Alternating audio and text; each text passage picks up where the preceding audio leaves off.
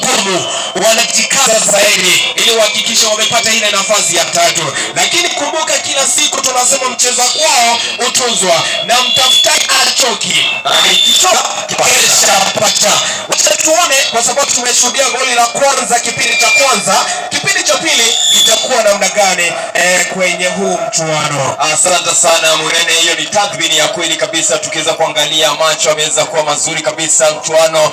Bila shaka wanasema ni michuano ya kuania ubingwa wa Seneta Kadhuri Murungi, eneo hili la Igembe ya Kati, ambapo tunafanya mambo kweli kabisa, tunafanya mambo kistaarabu na Seneta Kadhuri Murungi ambaye anasema siku zote tuko hapa kwa ajili ya kijana mwanaume, kuhakikisha kwamba boy child anapata nafasi yake vile ambavyo inavyostahili, kuwatoa kwenye janga la utumiaji wa miandarati, mimba za mapema kwa vijana na wasichana wetu. Tunasema tunazipiga zote kalamu. Hiyo ndio shughuli ambayo tunafanya siku ya leo. Wale wako kule nyumbani waweza kupatana na sisi, acha ujumbe, nifuate kwenye Facebook kama MC Sheriko, nami nitakuwa najibu masala yote pale. Asante sana. Kwenye mitandao kwenye mtandao wa uso na kitabu wa Facebook ni ite Kanyaru James.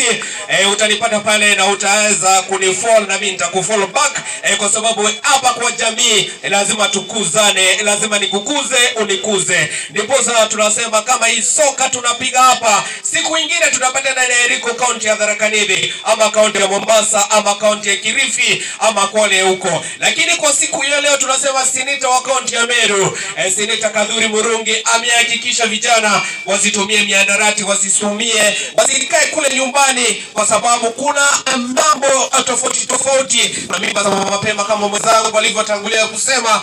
Pia atakuwa anaungana na gavana wa kaunti ya Meru, His Excellency Reverend Isaac Mutuma, pamoja na waandamana ama wafanyikazi kwa ofisi yake ambao ni wale ni mawaziri ama CCM. Watakuwa hapa kuhakikisha vijana kama hawa talanta zao zimekuzwa kutoka hapo mashinani, zimefika wapi. Ndio maana ukiangalia kwenye gari lake limeandikwa kama Shinani Foundation. Kunini?